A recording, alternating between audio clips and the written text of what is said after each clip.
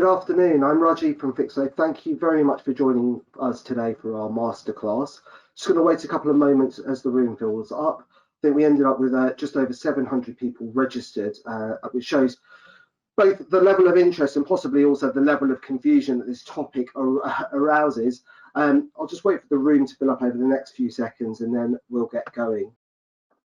So for those of you who've previously been on our webinar series, it'll be the same sort of information at the start around the practicalities. For those that haven't previously come to a Fixflo webinar or masterclass, please do check them out on our website. They're all of the recordings looking at things all the way through lockdown, safely unlocking businesses, through to some recent case law are available for on-demand viewing.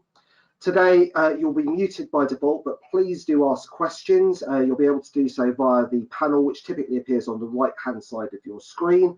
And what we'll do is bundle the questions together into themes and try and address as many as we can towards the end of the webinar.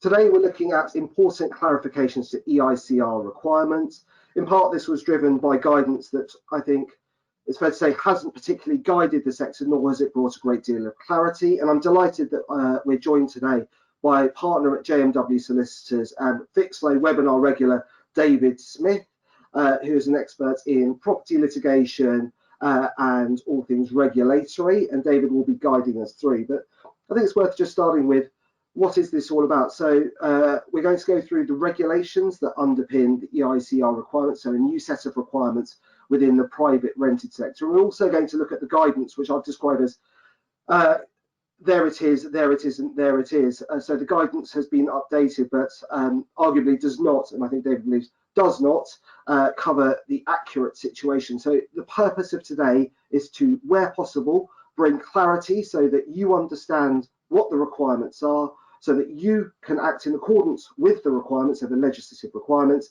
and that you can understand the consequences for non-compliance. So our sole purpose today is to bring clarity, and any questions you have on that line would be gratefully received, because we'd love to bring as much clarity as we can to as many people as possible.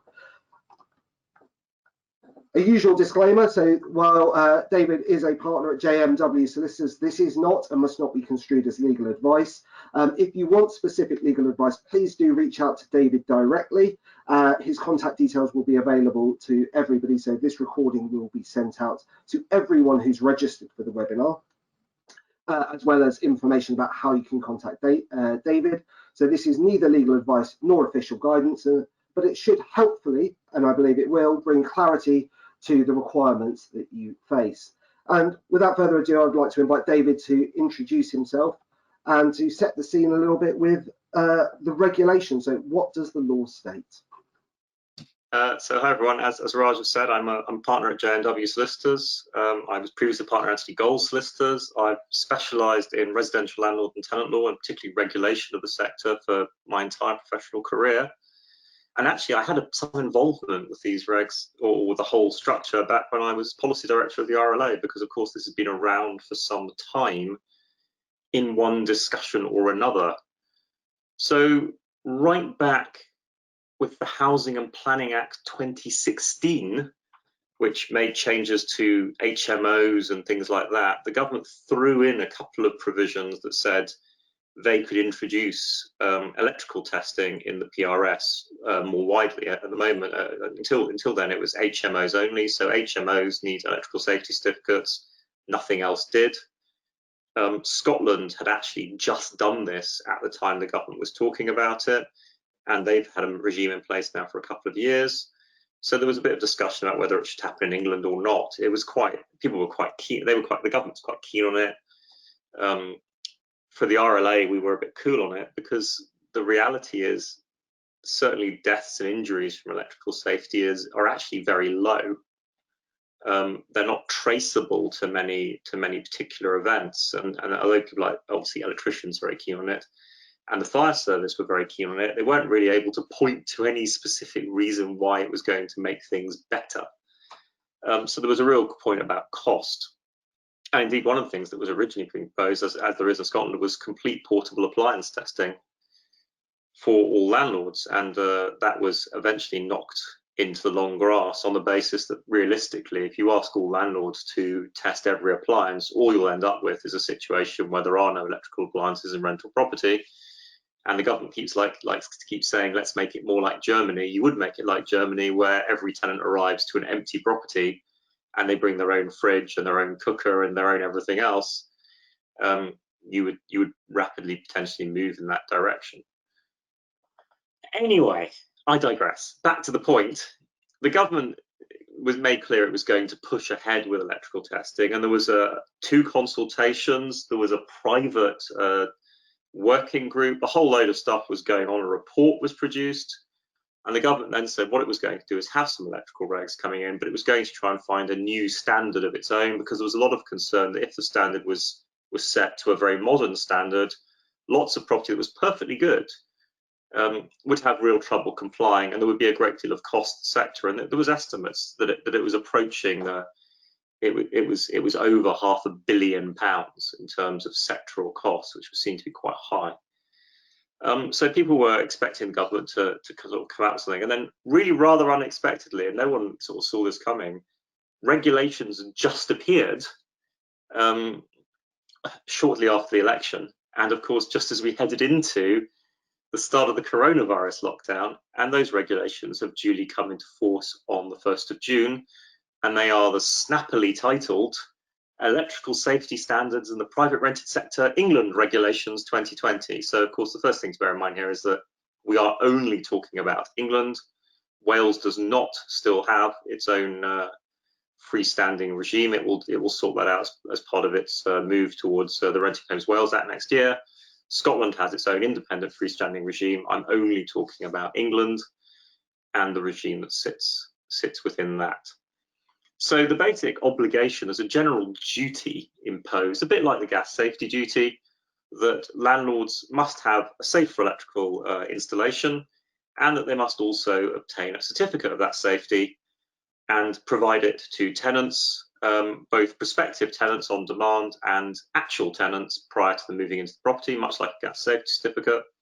And they must renew that certificate every 5 years. If on an electrical test defects are found, then the landlord is under an obligation to remedy those defects within 28 days. And then they have to provide copies of certificates where they failed and got remedy. That must all be sent to the relevant local authority so they could follow it up if they want to. And then the local authority has powers to come along and ask to see the certificate. And if you haven't done all this, they have a power to fine you with a civil penalty. And they also have a power to insist, so with what's called a remediation notice, requiring you to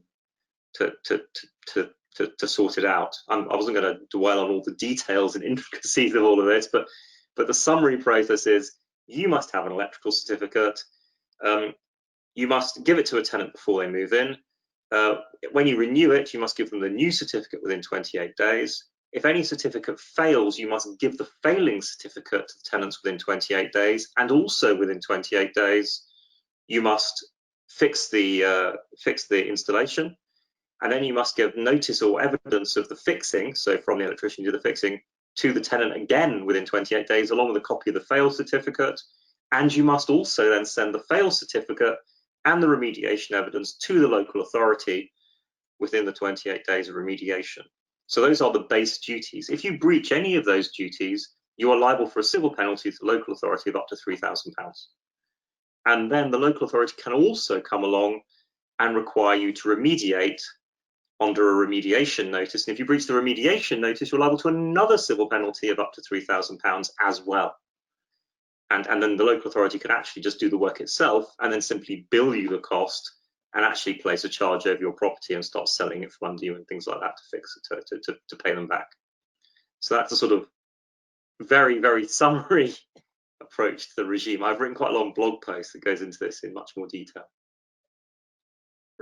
Thank you, David. So there are various notification requirements that you've run through there, but as an underlying process, it sounds fairly similar to what we see in the block management sector and build to rent sector, and in fact the commercial property sectors that we work in. So there is an obligation for an inspection to take place and a report to be written.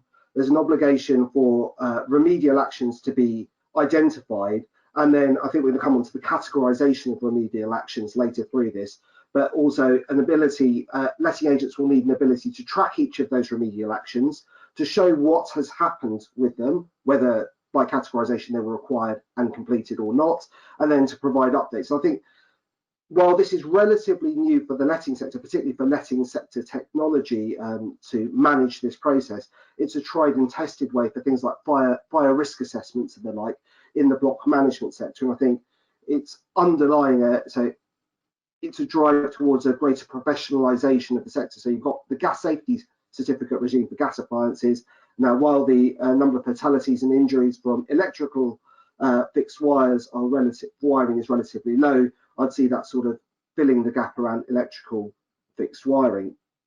So the regulations, as you've described them, and we always go back to the regulations because that's the law, seem, if not straightforward, then at least clear. Why was there so much confusion around the guidance? And are you able to tell a little bit of the story there? Because it's made headlines in trade press. I've had messages from clients in absolute confusion as to what's going on. What clarity can you bring to that, please? Well, you notice that something's bad when it reaches your post bag, Raj. So unfortunately, the regs weren't completely clear. That's the problem. So what's really odd about the regs is they come into force on the 1st of June and they come into effect on the 1st of July. Now, what the guide, and then there's a further date, which I'm going to get to in a minute, of April 2021 as well. So basically, there's a transition regime to bring these into effect more gently.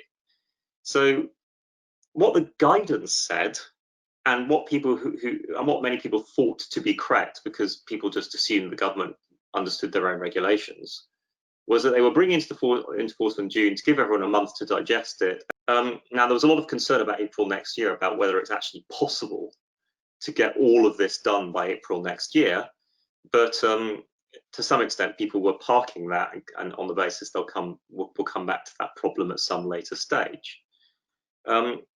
Now, the problem with all of this is not actually what the regulations say at all. What the regulations say is that they come into force on the 1st of June, and they apply to any tenancy that was granted after the 1st of June, as from the 1st of July.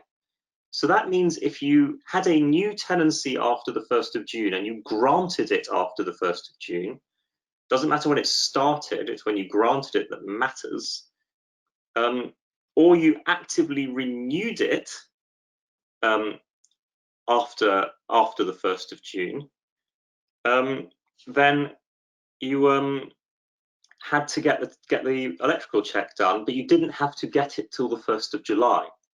So what the regulations actually created was not a sort of, these are coming to force in a month and you've got a month to get your house in order position. What they actually said is these regulations come into force now, but you have a 1-month grace period to get your house in order. And of course, those sound similar, but are two very different things, in that effectively that means that there were tenancies that were starting in June that people thought the regulations wouldn't apply to. They do apply, but you don't have to get your certificates sorted until the July the 1st. And this was the problem with the government guidance. So people misunderstood the regs in the first place. It transpires that people trusted the MHCLG to have read their own regs because they were kind of complicated. And it turns out the MHCLG didn't understand their own regs, because the MHCLG guidance says it doesn't apply, it only applies to tenancies that are new or renewed after the 1st of July. Now, on the 18th of June, the MHCLG woke up to this problem and changed their guidance to say that actually it applied to tenancies tenancies from the beginning of June, but it came into effect on the 1st of July, so you had until the 1st of July to sort them out. They were then hassled overnight by a number of stakeholders who I will not name to spare their blushes, and immediately withdrew this guidance. The problem is that all of the stakeholders who hassled them were wrong, and the MHCLG was absolutely right to change its guidance, but because they were hassled, they withdrew it overnight, and they haven't put it back up, despite having now emailed people, I've seen the emails, to say that they were right about the guidance. They haven't put it back up, and so the guidance remains wrong on the website. So if you go and look at the MHCLG's guidance, it will still tell you that this only applies to tenancies that are new or renewed after the 1st of July. But actually, the guidance that appeared for a brief 24-hour period between the 18th and 19th of June is the correct guidance. And if you had a tenancy that commenced or was actively renewed after the 1st of June, you have now got 2 days, I think we're down to get an EICR in place. Otherwise, you will technically be in breach of the regulations. Phew. Thanks, David. And I think it's also possibly worth just briefly discussing some of the other guidance that has come out around EICR. So that it's referred to, for those of you who haven't seen it, in the landlord and tenant guidance, which is specifically around coronavirus, which has been recently updated, particularly in respect of repairs. But my understanding is that there is, I would describe as an inaccuracy. Others may describe more harshly than that within that guidance. Are you happy to sort of outline that as well? In fact, the same thing applies in both guidances. In the coronavirus guidance, what's said is completely wrong. In the landlord guidance to the electrical safety regs, it's misleading. So in the electrical safety regs guidance, what it says is if you're served with a remedial notice, there is an absolute defence, which is true. There is an absolute defence in the regs.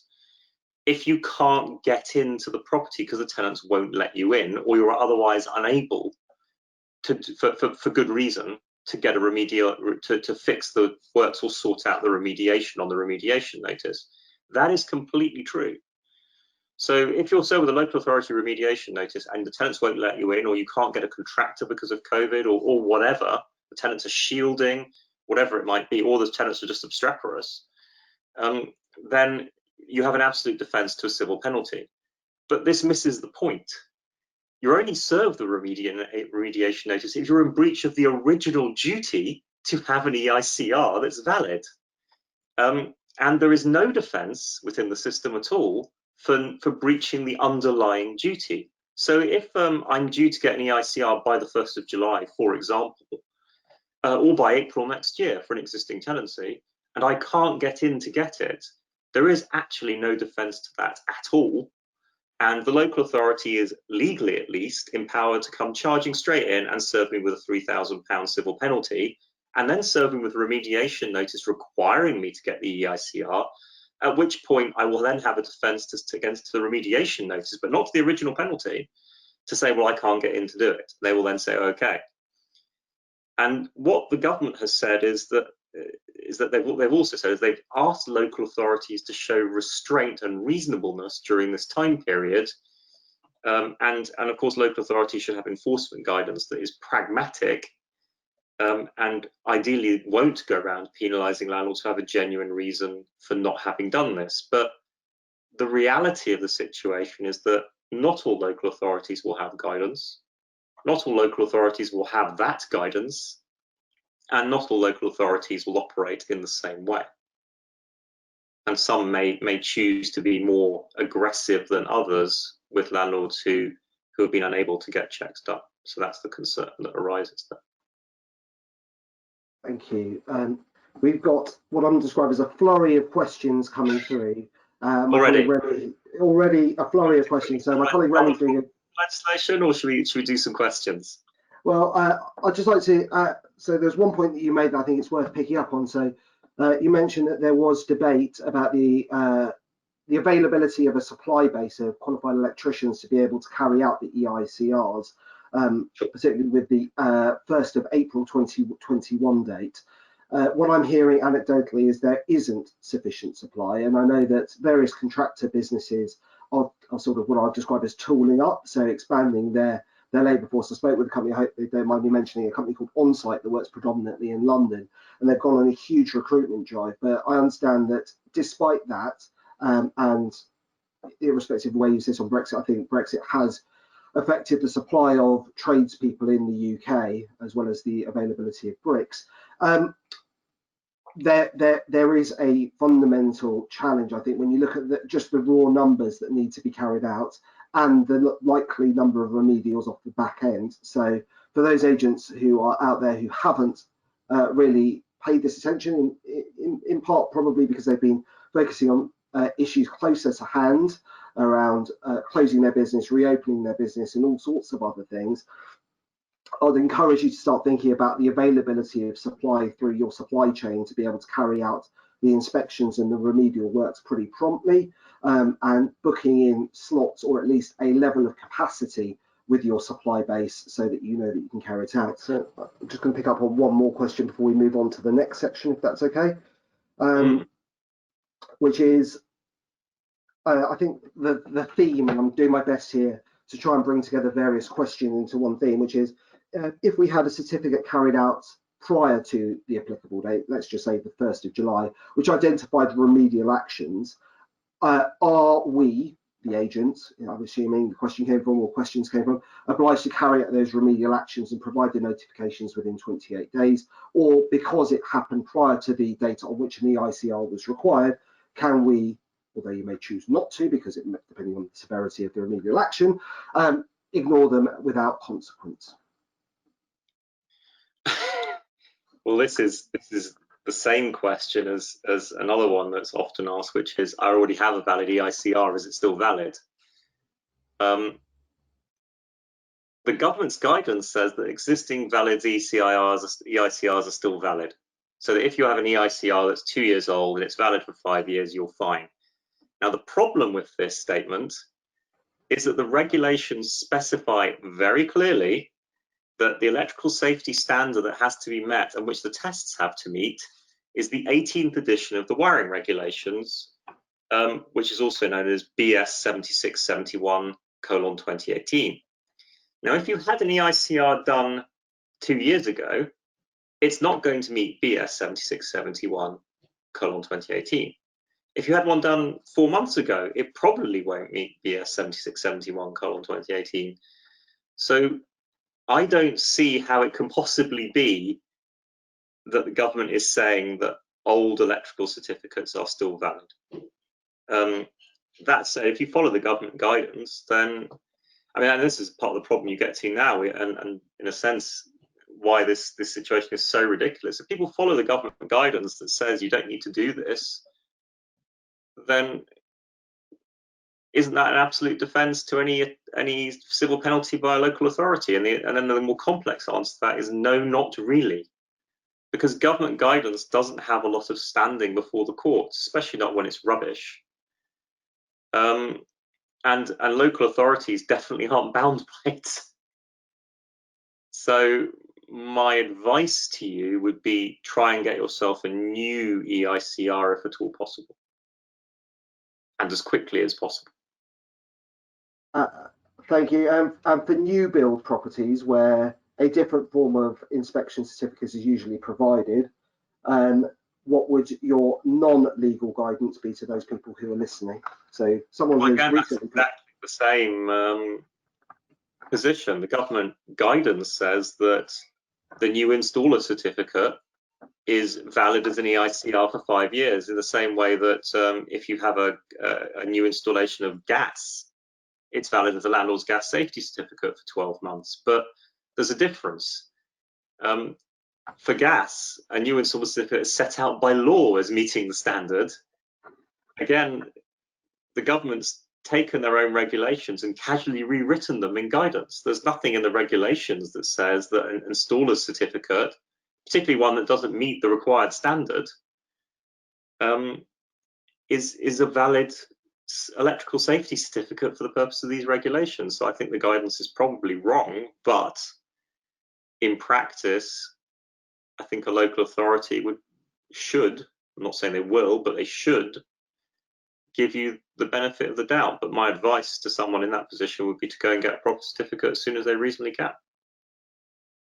Thank you. And while we're talking about certificates that are not required, I think I'll take a slight segue here to PAT testing, because we're getting some questions around that. Do we now have clarity about the necessity for portable appliance testing? PAT testing is absolutely not within the remit of these regulations at all. Landlords are not required, by law at least, to do portable appliance testing. It was possible for these regulations to do that. The Housing and Planning Act did allow for it. The government did consider it. It is the case in Scotland that you have to do it. They have not put it in with these regulations. Portable appliance testing is not within this regime. Excellent. And just before we go on to... I'm all for portable appliance testing. And the irony, of course, is the majority of fires, for example, occur from appliances, not from fixed wiring. So arguably, they've gone after completely the wrong target. You might have been better to bin all of this and put portable appliance testing front and center. So before we come on to the enforcement piece, which I think is quite interesting and people really need to understand, not least because of confusion around the guidance, are you able to step us through the remedial work? So the categorizations of remedial works, which ones are, is what I've described as informative but not necessary, and those which are required within 28 days? So the categories are actually completely the same, and these are all in guidance, and that is allowed. They're all the same categories as were in use before. So I'll start with the FI code. So there's a code called FI, which stands for further investigation. If you get a further investigation code, that means that the electrician is worried about the installation and further investigation is required, usually probably involving tearing things up. The regs require you to do that within a week, or any shorter period that the electrician might choose to put in their report. So that's a pretty serious situation. Beyond that, you have what are called C1, C2, and C3 codes.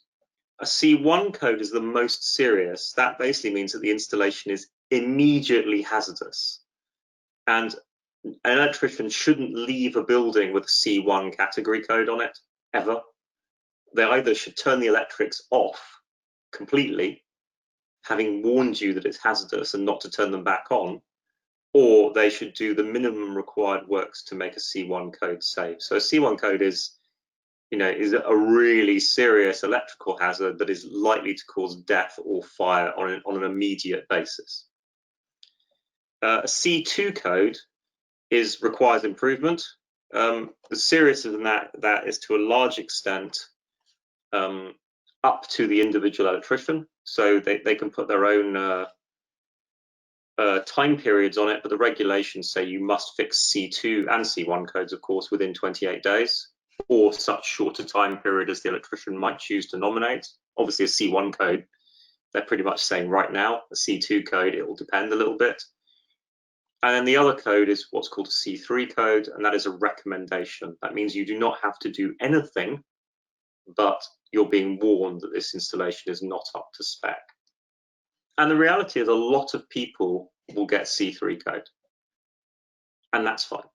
So one of the problems with all of this is BS 7671:18 is a new standard. It's quite an upgrade from previous standards, and quite a lot of even relatively modern installations will not comply with this standard in all respects. So, for example, one of the things it requires is a fully metal junction box for your fuses and circuit breakers. Quite a lot of people will have a perfectly acceptable and perfectly serviceable but plastic box, which may well be quite modern, but will still be made of plastic. That doesn't comply fully with the requirement, but the chances are most electricians will give you a C3 code for that. And you should replace it, but it does not need to be done right now. So if your property is relatively modern and is in reasonably good condition, then C3 codes are things that you will expect to get. But what's really important about this is there's always the danger here is the tenant gets hold of this and says, oh, there are C3 codes everywhere. But a C3 code is merely a recommendation.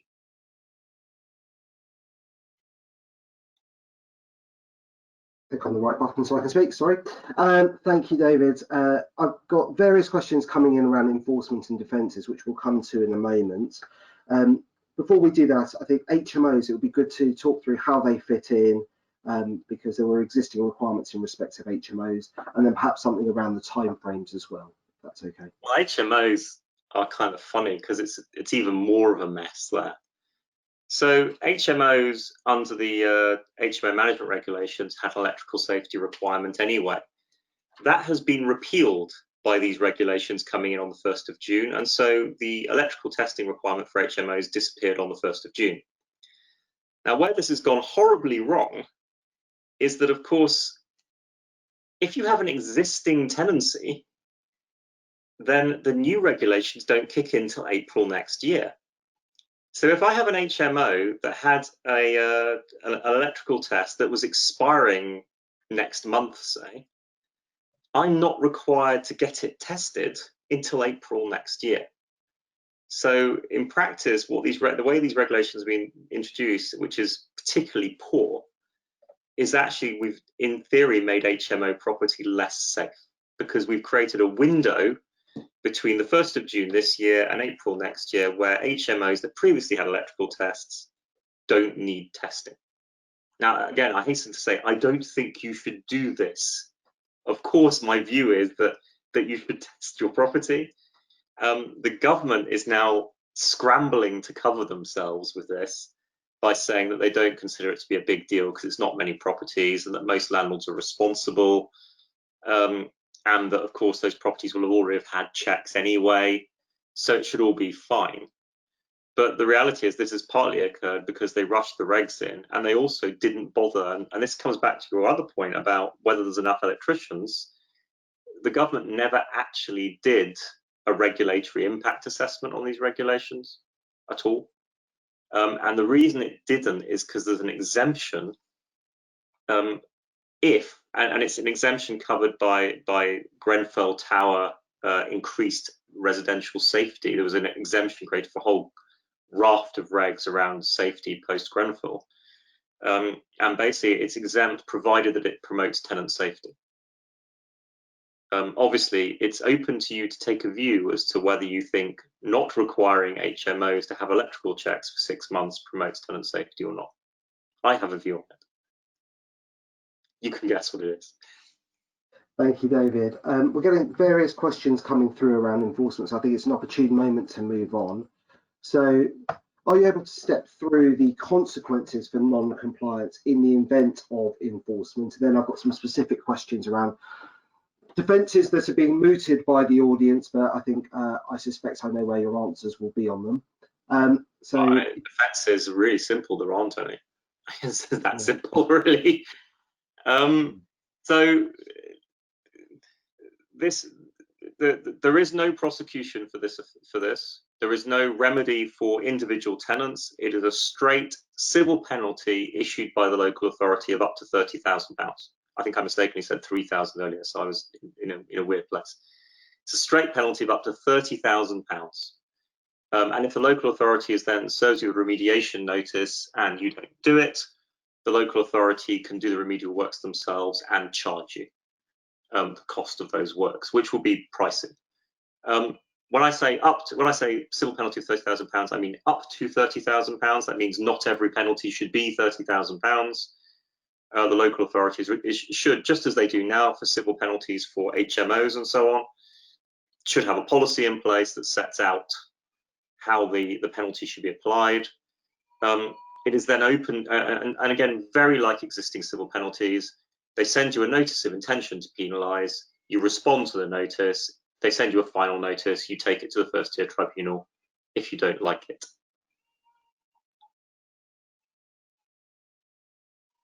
Thank you. My colleague Remy is on the line telling me that this was advertised as the 30-minute webinar. We've already overrun. Notwithstanding that, though, I think some of the questions that are coming through really do merit responses. So apologies to the audience for overrunning, and we will get through as many of your questions as we can. So I'm going to go on to the defences, and I think it's worth them just being shouted out specifically because I suspect lots of people are thinking of them. So the first is COVID disruption going to be a defence against full compliance by April 2021? No. This is the equivalent of a strict liability offence. There are no defences. If you have not complied with the duty under Regulation 3 to have a certificate and to do the remediation works, you are in breach of the duty and are liable to a penalty of up to £30,000. There is separately a defence to a remediation notice. And COVID disruption is a defence to a remediation notice, yes, but it is not a defence to the basic duty to have got the EICR done in the first place. And that's why the regs are such a mess. So the local authority can come along and say, you've breached the duty, we're fining you £20,000 and we're serving you with a remediation notice, and you would perfectly legitimately turn around and say, I can't comply with the remediation notice because my tenants are shielding and I haven't been able to get the works done before because they were shielding. And the local authority would then equally legitimately say, fine, that's defence to remediation notice, we're not going to penalise you for that, but the penalty for the original failure to get the check still stands and there's nothing you can do about that.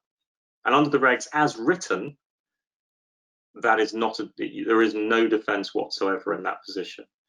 Now, it might be open to you to go to the tribunal and say the local authority has to act reasonably and shouldn't have issued a penalty in the first place, or to judicially review the local authority for having an unreasonable policy.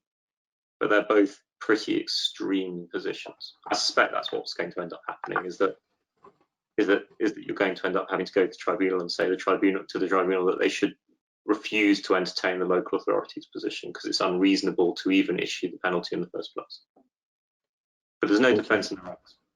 And I'm going to try and summarise some of the other questions. So in respect of remediation, as you said, the carrying out of remedial works, we talked about this extensively through this series. It is absolutely necessary to be able to show the efforts that you have made and be able to evidence what steps you have taken.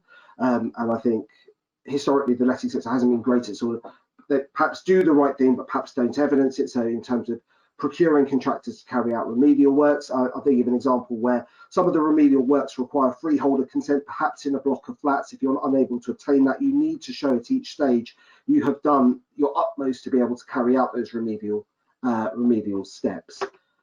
And having, I'm afraid, run short on time today, all it remains for me to do is say, if you've got any topics you would like us to cover in this series, please do get in touch at research@fixflo.com.